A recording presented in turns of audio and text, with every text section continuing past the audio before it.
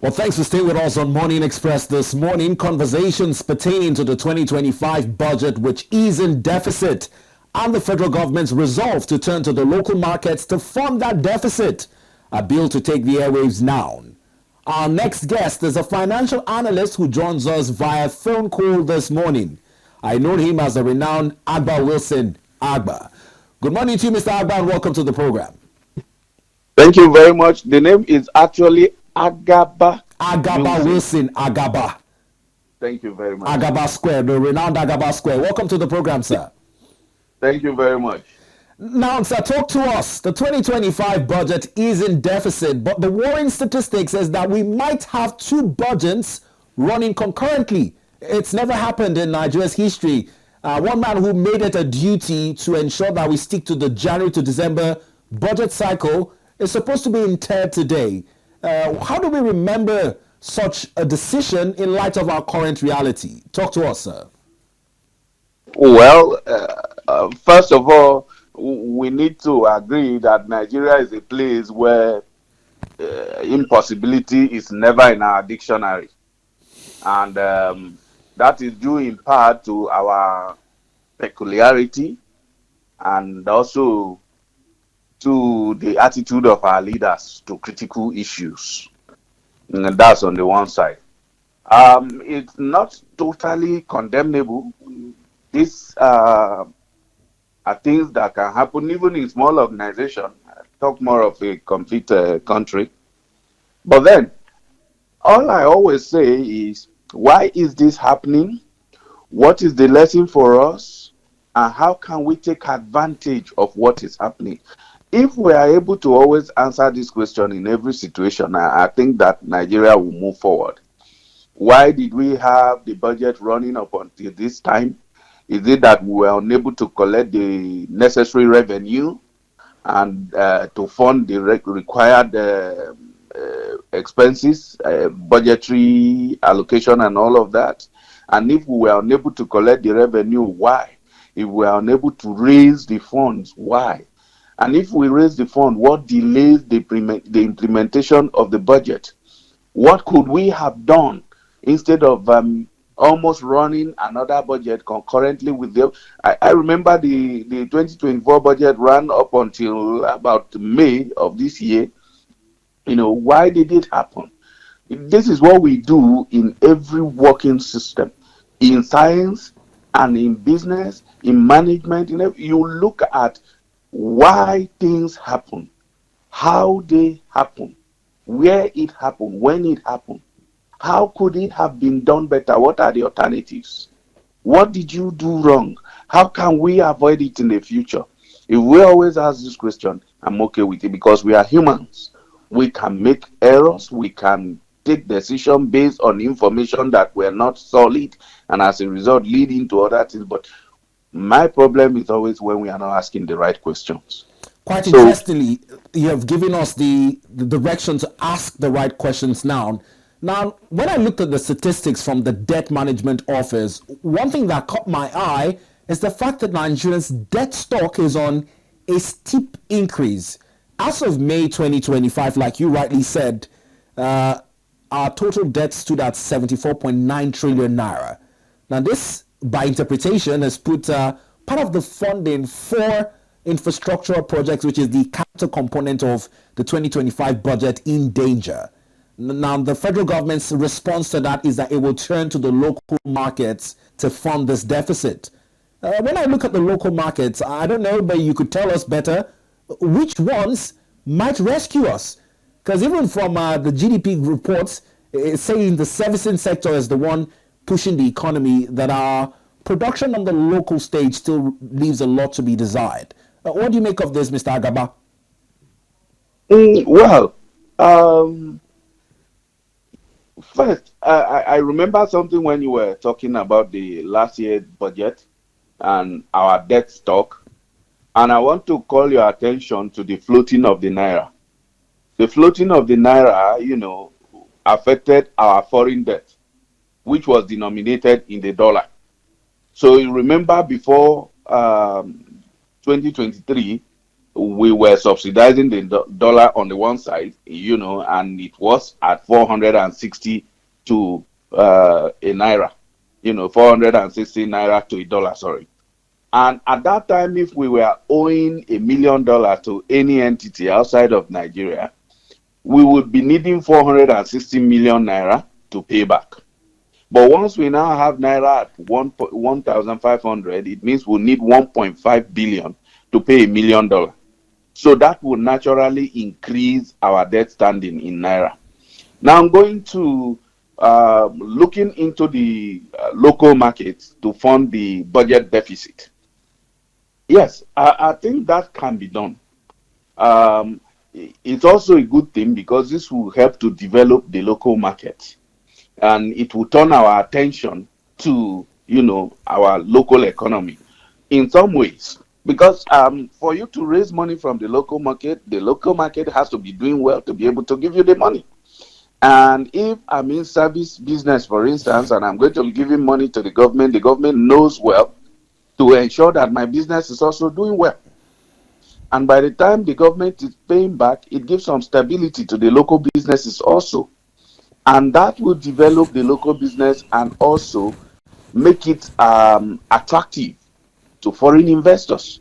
So it has a cycle, but this will be harnessed if only the administration find a creative and innovative way to ensure that all other factors that needs to be considered are properly considered. I also think that there's a lot of money in the informal markets to be raised. And by informal markets here, I mean the very informal. A lot of Nigerians have money stashed in their houses.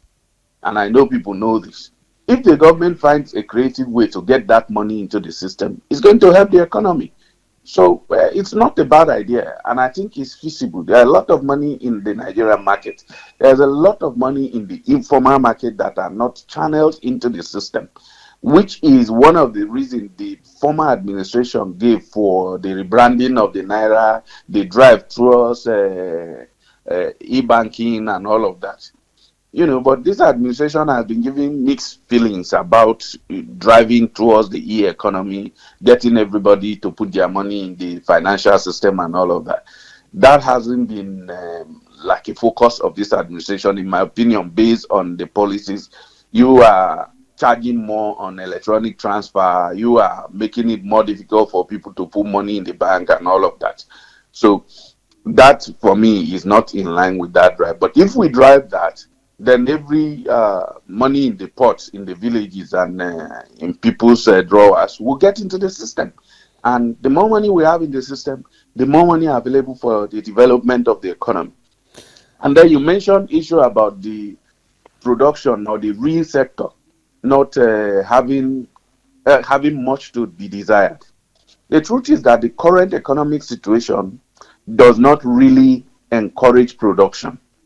Only recently did the Naira became stable at 1,500. Otherwise, it was dancing up and down, 1,400 Naira today, 1,900 Naira tomorrow, and all of that.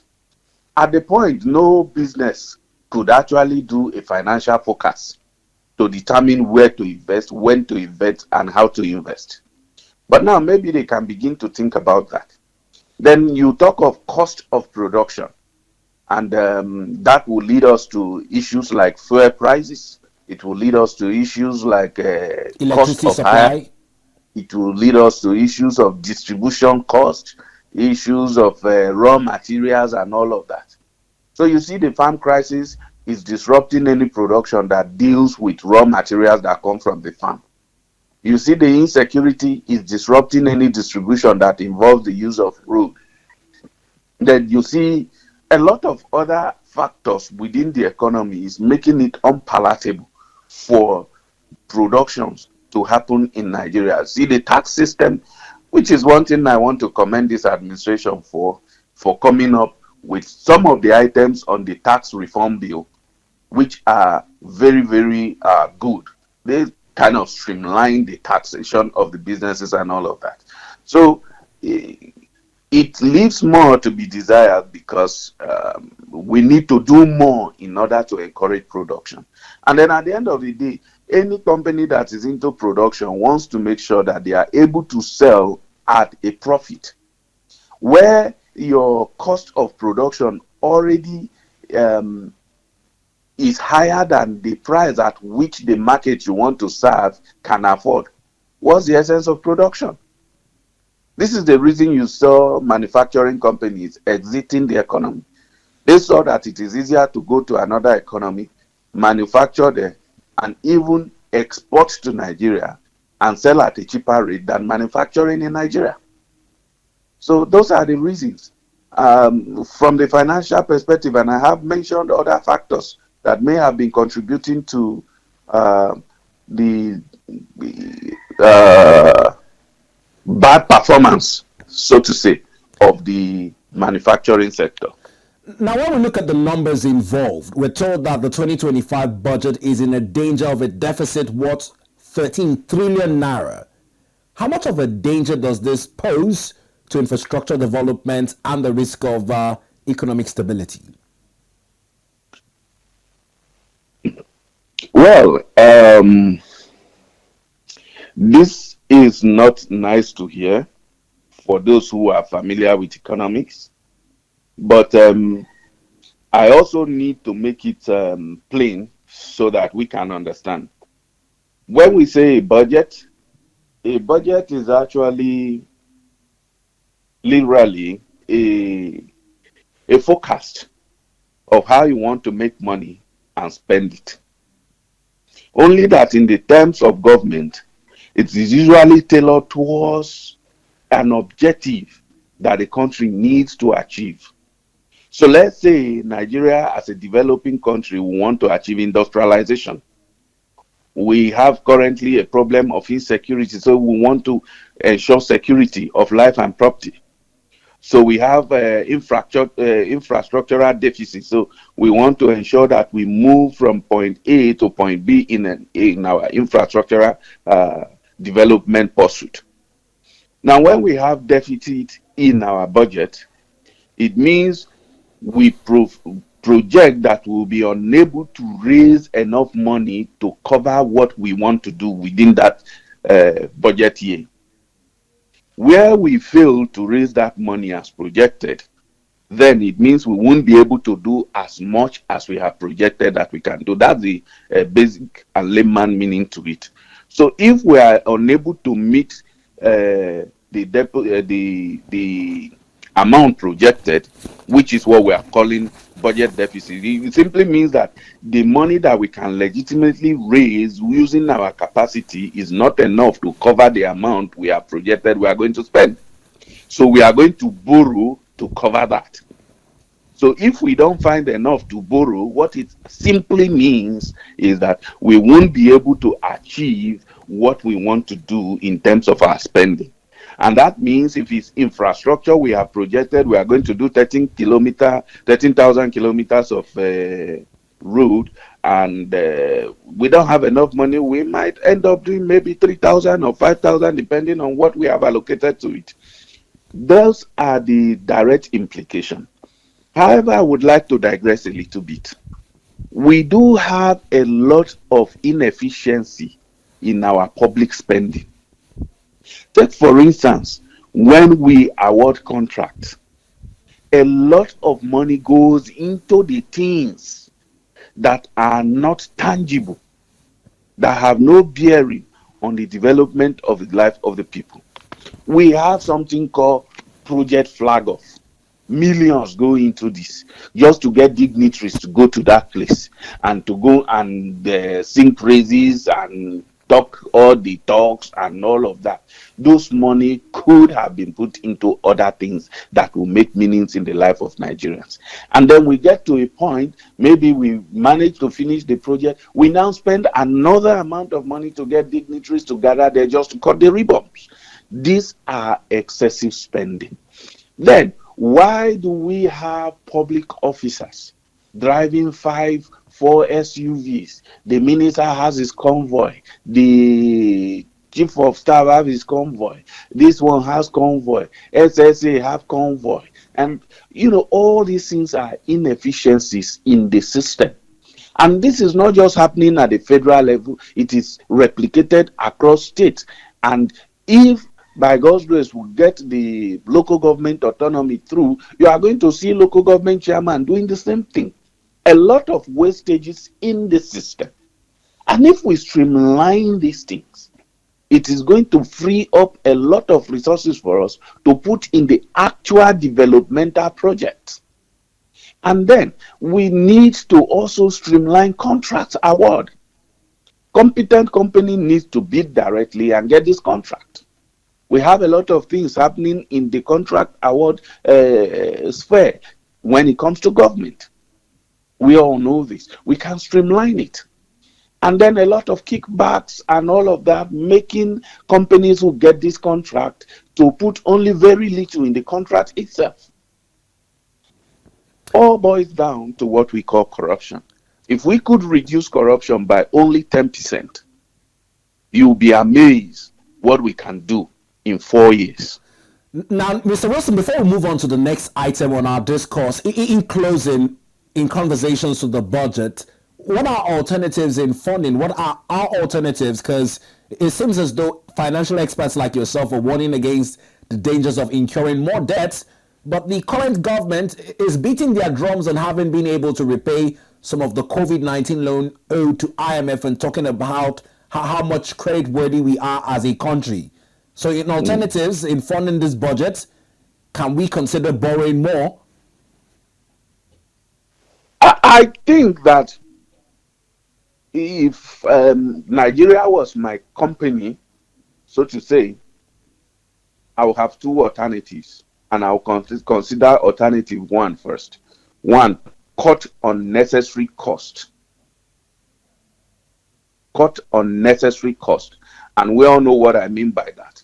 There are so many unnecessary costs in our governance processes. If we cut them, it's going to free up a lot of money. Let's cut flagging off of projects. Let's cut commissioning of projects. Let's cut unnecessary trips. Let's cut unnecessary number of staffs. Let's cut unnecessary convoys. Let's cut a lot of these costs. And you are going to see that what we need in that budget to meet up is going to become very small. The other side is, if we can raise enough in-house, then we can look outside. Then maybe a third option is to dispose some of the national assets that are not actually bringing in enough money for us. For instance, I know that it has been in the news lately that our refineries may never be able to come back alive. If we need to sell it off as scrap, so be it. Let's do some of those things that are no longer bringing us money but guzzling money from us. I heard that the refineries have a lot of staff that go up about 10 billion naira every year in terms of salaries and allowances and all of that. Well, let's cut all those costs and then see what we can do. We can also work towards ramping up production in the oil sector. That could give us more money. And then if we spread our net wider by encouraging MSMEs to join the financial system and the formal economy, we might be able to do one or two things there to ramp up revenue generation also. Now, moving on to our next topic of discourse this morning, the Deputy Speaker of the House of Representatives, Right Honorable Benjamin Kalu, has made submissions as it concerns ways to optimize production. He says despite gains from the Petroleum Industry Act, that the onus lies on Nigeria to curb the amounts lost to daily oil theft, which in his regards is in the brackets of $73.9 million daily. What do you make of this submission by the Deputy Speaker of the House of Representatives? I like his submission, and I believe you and I know that the oil theft is not something guys like you and I do. Because, for instance, if you give me a drum of crude oil today, I don't know where to sell it. If they give you today, can you sell it? Not at all. Okay. And I know your boss too cannot sell it. And I know a lot of guys who are highly placed who won't be able to sell it. So who are the people stealing the oil? They are the people who have the right connection to sell it. So without pointing accusing fingers, I know that if the government really want to cut the oil theft, they will know those to start investigating. Crude oils are not used for cooking soup in Nigeria. They are not used for bathing in Nigeria. And we don't put it directly into our vehicles here in Nigeria. So those who are selling crude oil, who are stealing crude oil, sell to some buyers, which are not very hidden. So if the government has the right motive, the government of which the National Assembly and the House of Representatives by implication is a top arm. So if both the parliamentary arm, the executive, and the judiciary wants for this theft to reduce, they have all the wherewithal and the items and tools to investigate and take down the heads of the organizations, I mean the criminal organization and gangs that are perpetuating this. If you disincentivize it, it will definitely go down on its own. So it is not enough for a member or a deputy speaker of the House of Representatives to come out and shout, we need to do this. We don't want them to tell us what needs to be done. We have elected them. They should do what needs to be done and let us see the result. I know he was speaking to his colleagues, but yes, we don't need that media frenzy. They can say that in their closed door and then get to work. We want to see results. So it is not our job as citizens. We are not going to carry placards and go and beg them, oh, do this, do that, do that. No, it's not our job. We have hired them and we pay them handsomely and take good care of them to think up what is good for our economy and then to take action. Quite rightly so. Quite rightly so, Mr. Agaba. But if I'm to ask a direct question, in your view, yes, looking at the PIA of 2021, how much would you say it has been complied with? Do you think that we actually have recorded much gains as is viewed by the Deputy Speaker of the House of Representatives? Well, I'll tell you what I know. We have moved NNPC, for instance, from a social institution to a profit-making organization on paper by changing it from NNPC to NNPCL. And I understand that they are making plans to go to the stock exchange to raise money now. And then we have removed fuel subsidy, which was also part of the PIA. And then a little bit of structural adjustment has been done. In the oil system, we now have what we used to call PPRA, now subdivided. We have the NMDPRA and you have the NUR, whatever it is.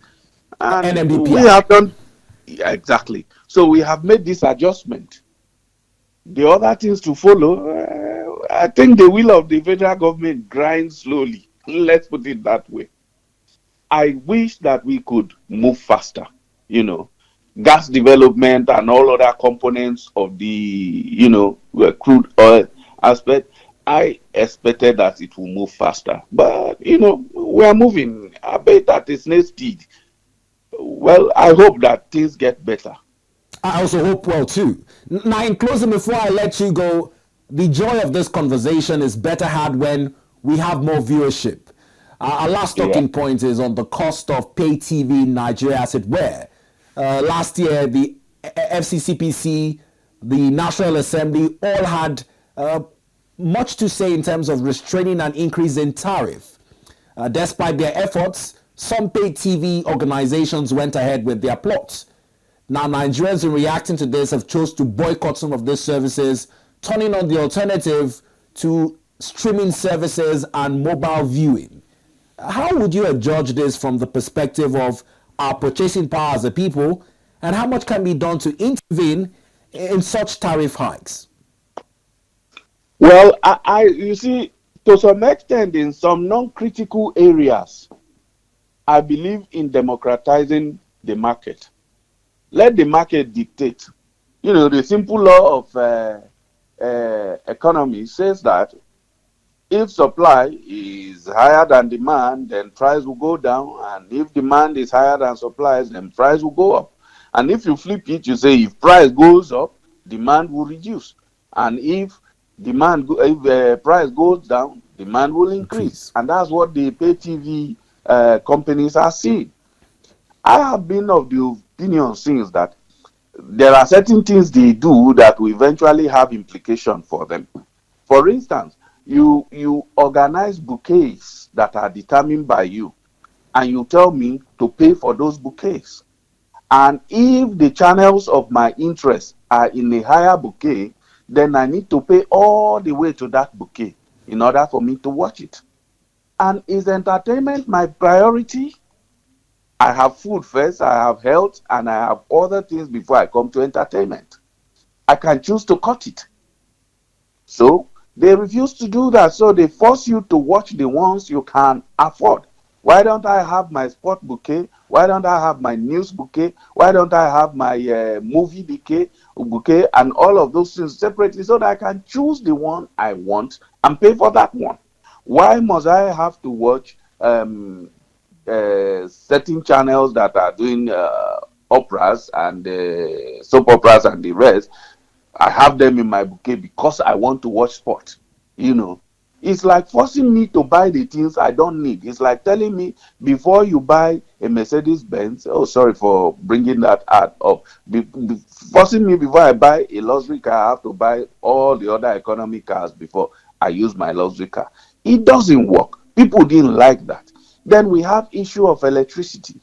When you are at home, there's no electricity, you have paid, and it's going to read for 30 days. Whether you view or not, your money will finish. People didn't like that.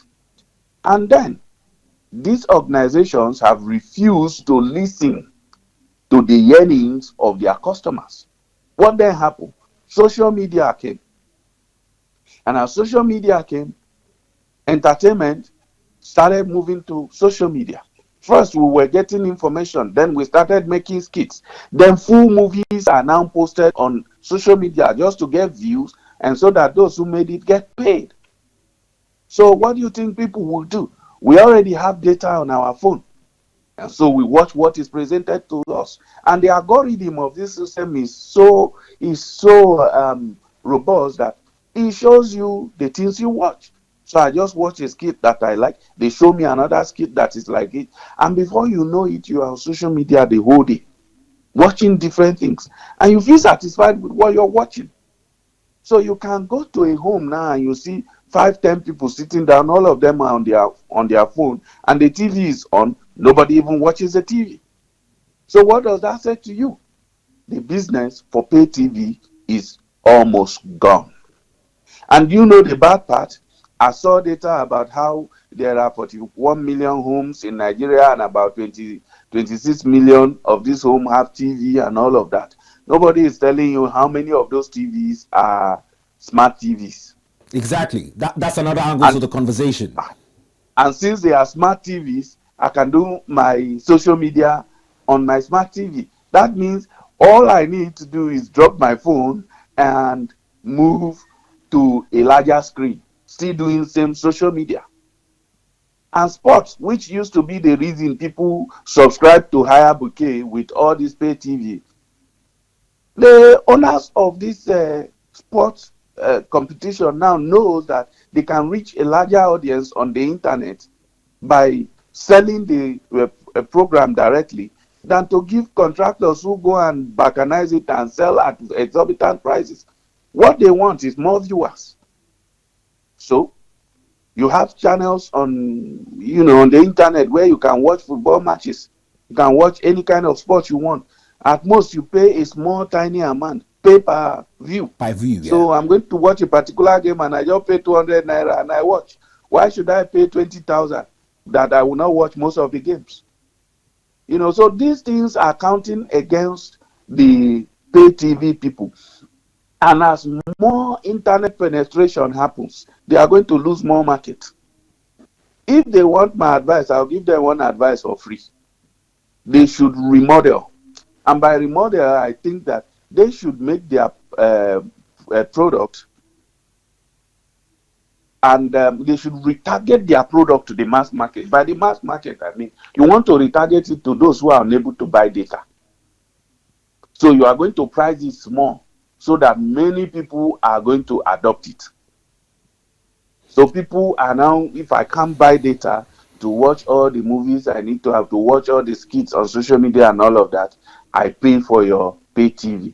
And let me also tell you another thing that is almost not very fascinating about the pay TV. This same bouquet you are paying tens of thousands for, show the same content for 3 years. Whereas on social media, you watch new content almost every day. Some social media platforms even have full movies. I know a particular, not a particular, almost all of them.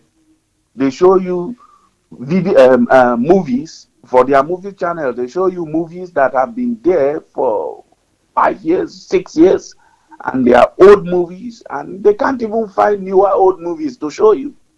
So why will people buy? But on social media, you can choose from millions, hundreds of millions. Nobody is going to restrict you. You can pause, you can watch whenever you want. So social media has all the advantages that pay TVs don't have.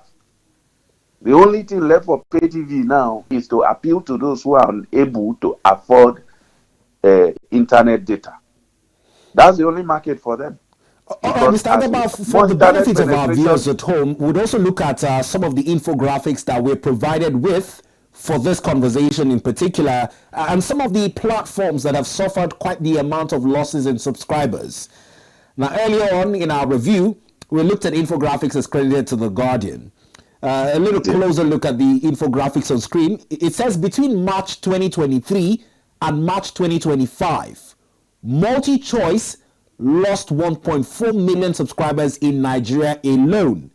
This represents 77% of 1.8 million total subscribers dropped across the entire ROA segment.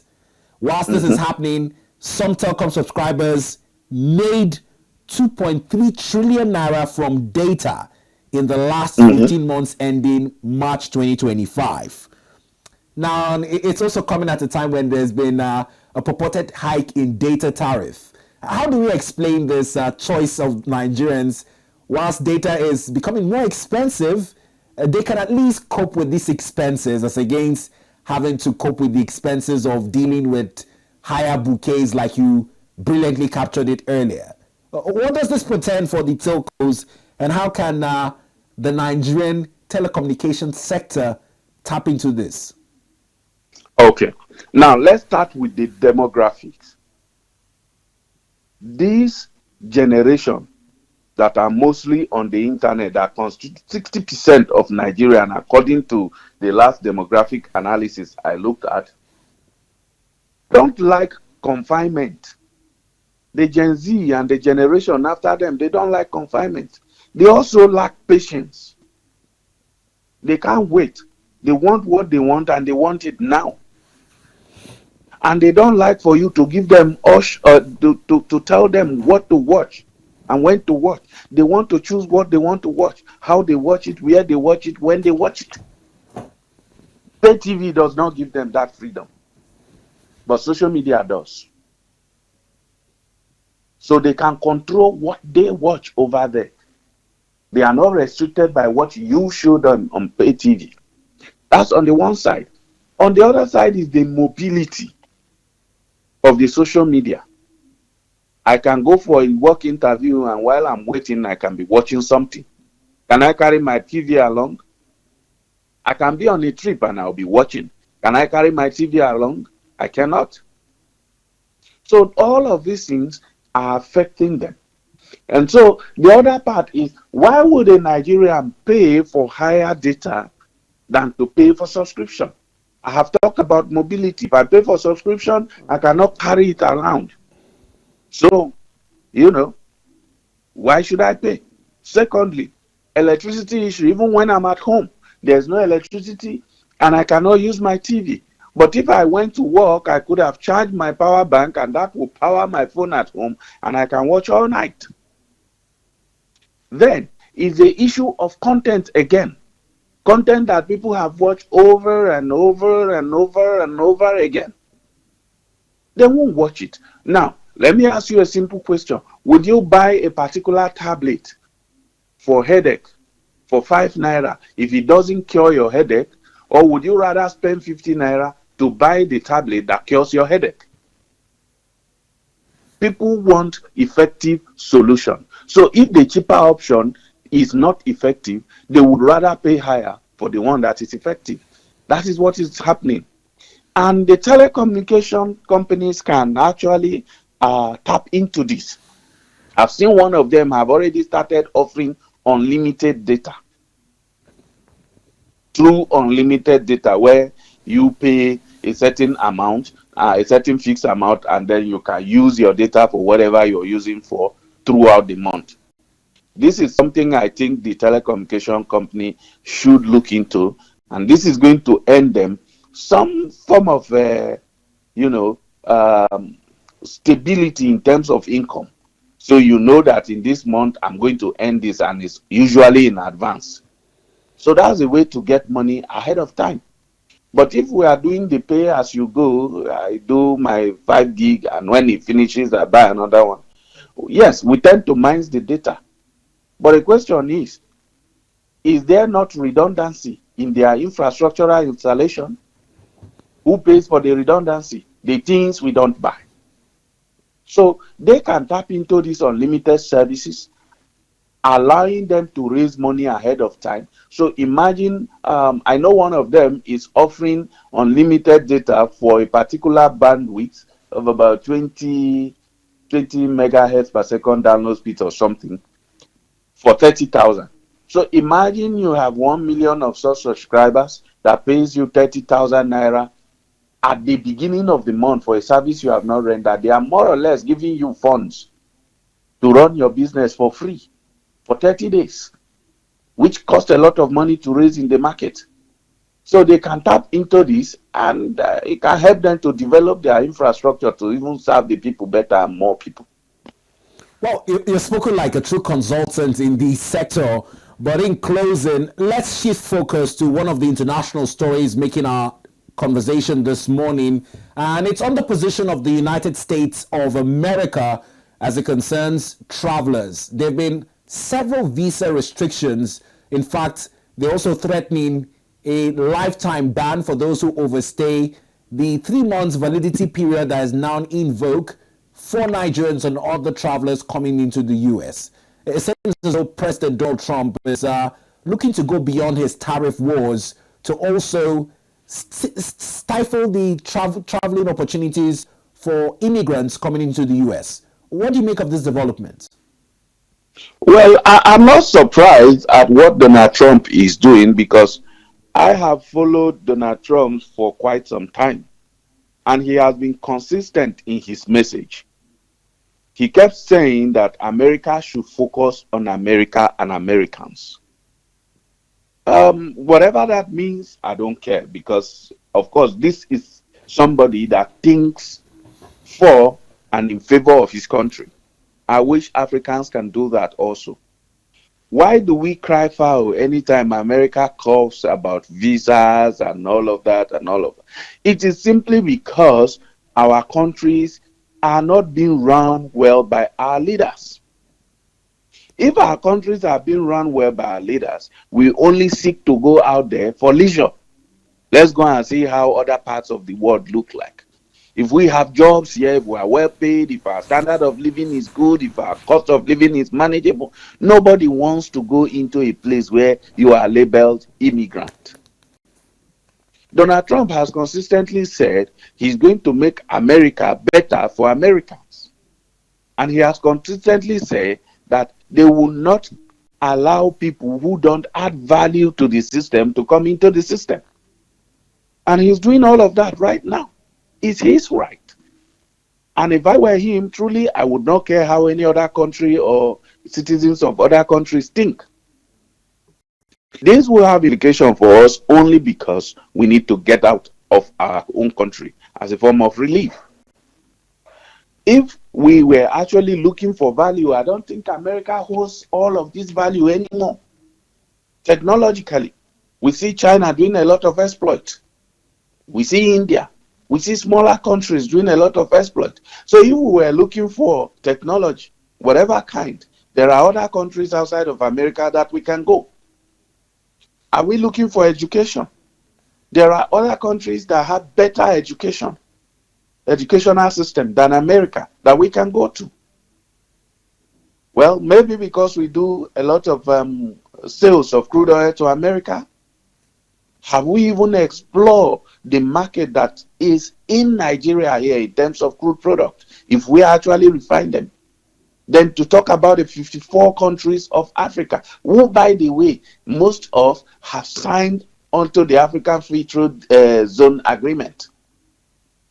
So if we develop the Nigerian market, develop the African market, and then, of course, with our Asian brothers who are extending hands of a cooperation to us, why do we need America?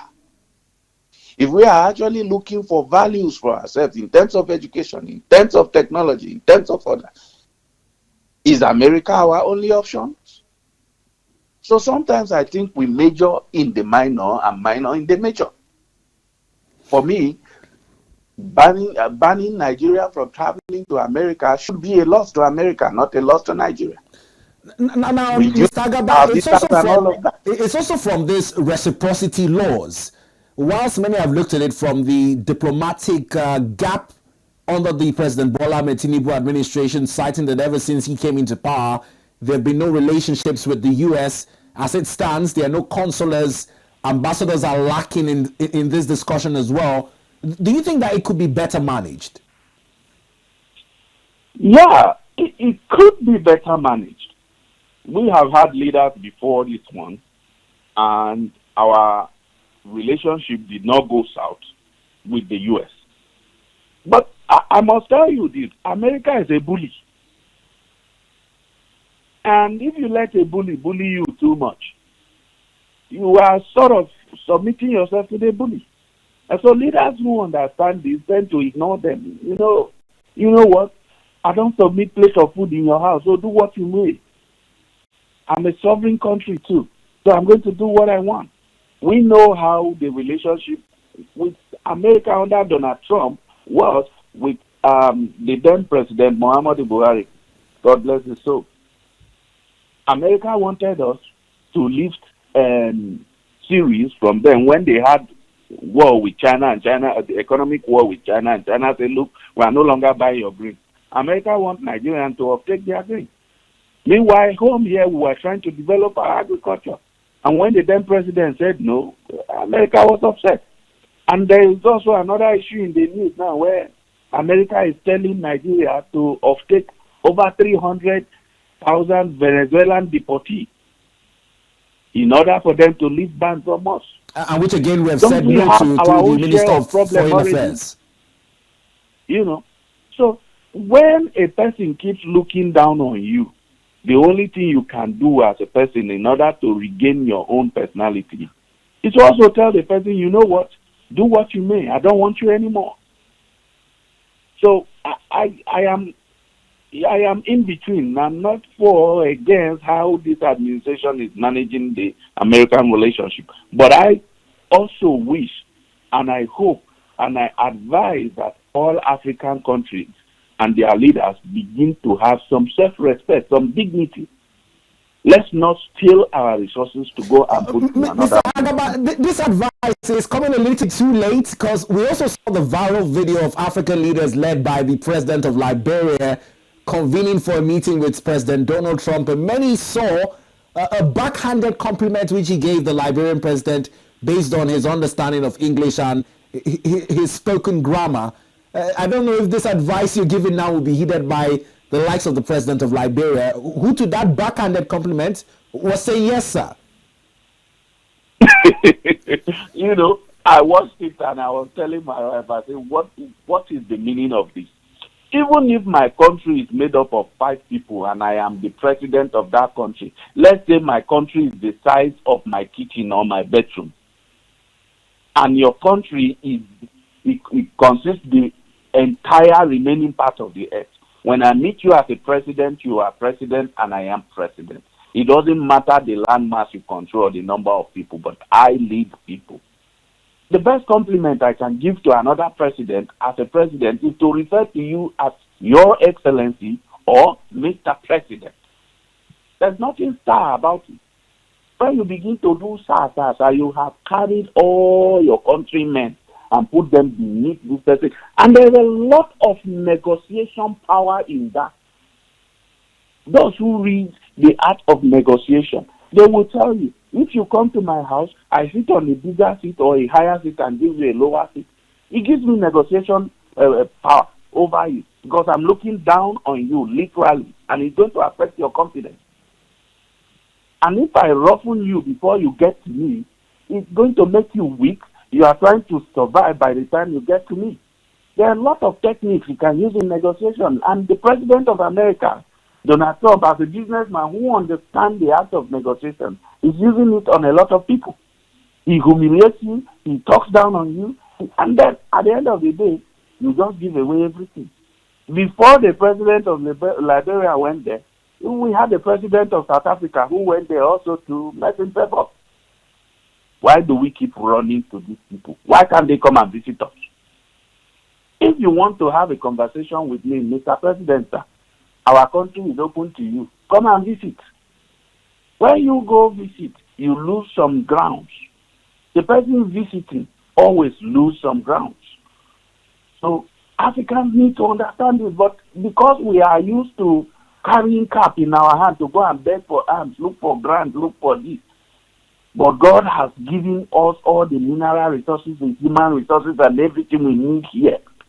We will still take this thing, go and dump it, go and spend it in another person's economy. And then we'll go there to beg. It's like your father owns a cassava farm and you are cap in hand begging for Gary because your father sells cassava and somebody turns this cassava into Gary or that. Now, Mr. Wilson, in closing, some of the challenges, as it were, particularly with Nigeria in reference, is in the gap in education, particularly when it comes to tertiary education, which many Nigerian families sell property, put together money to try and sponsor education abroad, is the fact that as we speak, there's a heavy restriction on F1 visa for students seeking such opportunities, particularly to the United States. But they still have to pay the visa processing fees and go through the process. If the US has resolved to restrict visas, do you think that at our consulates here in Nigeria, in Abuja particularly, and in Lagos, that the Nigerian government should allow for such practices to continue? Well, why do Nigerians seek education abroad? Question number 1. Let's try to answer that. Number 1 reason is the bastardization of the public schools in Nigeria.